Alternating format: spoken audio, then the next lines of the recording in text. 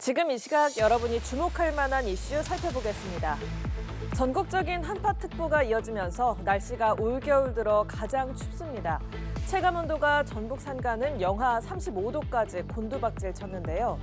주말인 내일까지도 강추위 속에 눈이 내리는 지역들이 있어서 날씨 예보를 잘 참고하셔야겠습니다. 김동혁 기자입니다. 전국적으로 올겨울 들어 가장 추운 아침을 보냈습니다. 강원 평창 영하 24.9도, 전북 장수 영하 18.7도, 서울에서도 영하 12.2도로 이번 겨울 통틀어 기온이 가장 낮았습니다. 체감온도는 전북 무주 산간에서 영하 35도까지 곤두박질했고 수도권에선 경기도 포천이 영하 26.7도를 보였습니다. 서울 중구에서도 영하 20도를 밑도는 등 매서운 찬바람에 살을 애는 듯한 체감 추위가 나타났습니다. 경기와 강원 내륙, 충북과 경북 등 전국 대부분에는 한파 경보와 주의보가 발령 중입니다. 이번 강추위는 주말 아침까지 이어집니다. 기온이 매우 낮기 때문에 야외 활동 등을 좀 자제하고 급격한 기온 변화에 대비해서 건강관리 신경 써주시기를 부탁드리겠습니다. 최근 눈이 쌓여있는 지역, 빙판길이나 도로 살얼음에 대한 주의도 당부드리고 강한 추위 속에 주초부터 서해안으로는 눈이 계속돼 전북 순창에선 36.8cm가 내려쌓였습니다. 충남과 호남, 제주 산간에선 주말까지도 눈이 더 이어질 전망입니다. 기상청은 다음 주 중반에도 서해안 곳곳에서 눈비가 오겠고 이후 강한 한기가 다시 한번 내려올 걸로 내다봤습니다. 연합뉴스TV 김동혁입니다. 지난 2023년 7월 30명의 사상자를 낸 청주 오송 지하차도 참사에 대한 검찰 수사가 마무리됐습니다. 참사 발생 직후 수사에 착수한 지 1년 6개월 만입니다.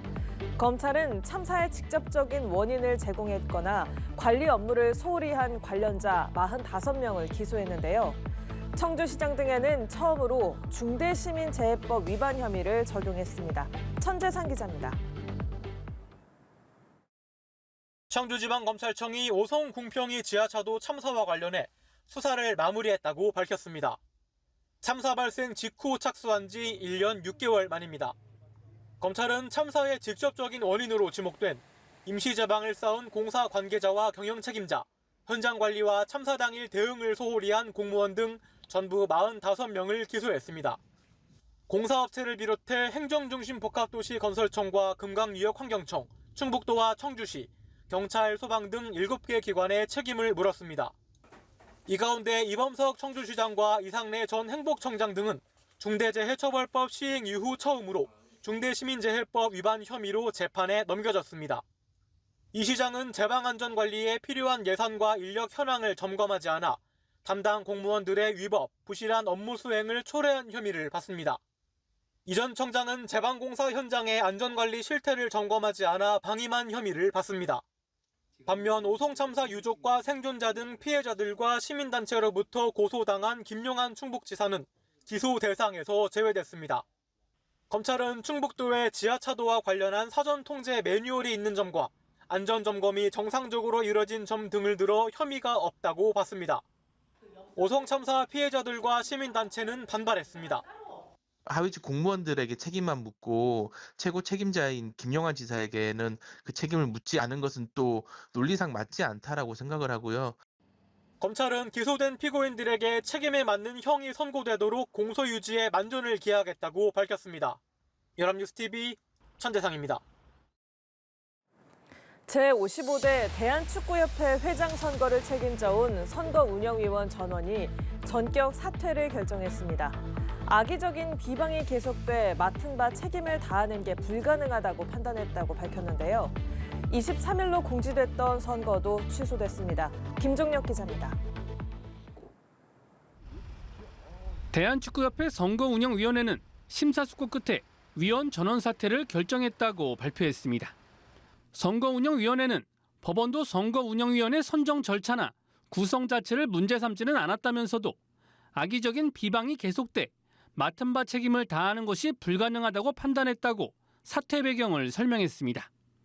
운영위원들의 총사퇴로 23일 선거 등 9일 공지됐던 선거 관련 일정도 모두 취소됐습니다.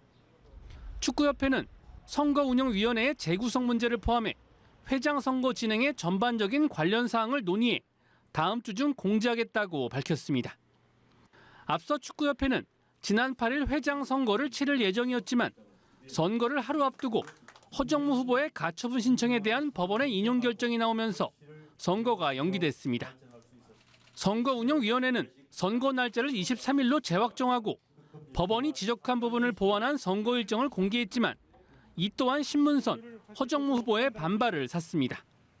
선거운영위원회는 1월 7일 선거 중지 가처분 신청이 인용된 순간 이미 사형 선고를 받은 것입니다.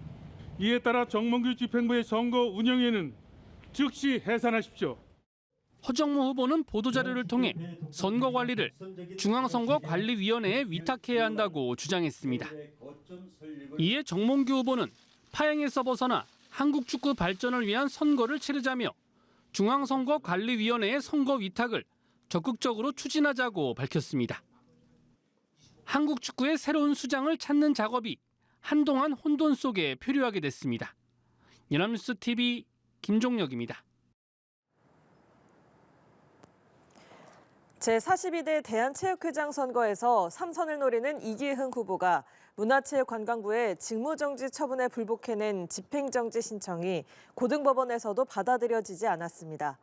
서울고법 행정3부는 이기흥 후보가 문체부 장관을 상대로 낸 체육회장 집행정지 신청 항고심에서 1심과 마찬가지로 기각 결정을 내렸습니다. 이 후보는 항고심에 불복해 재항고할 계획으로 회장 직무정지와 관련한 최종 결정은 대법원에서 내려질 것으로 보입니다. 미국 로스앤젤레스에서 동시다발적으로 산불이 발생한 지 사흘째가 됐습니다. 진화의 총력전이 펼쳐지는 가운데 규모가 가장 큰 팰리세이즈 산불과 이튼 산불은 돌풍 탓에 여전히 진화가 어렵습니다. 미국 역사상 최대 피해를 남긴 산불이 될 거란 관측도 나옵니다. 정래원 기자입니다.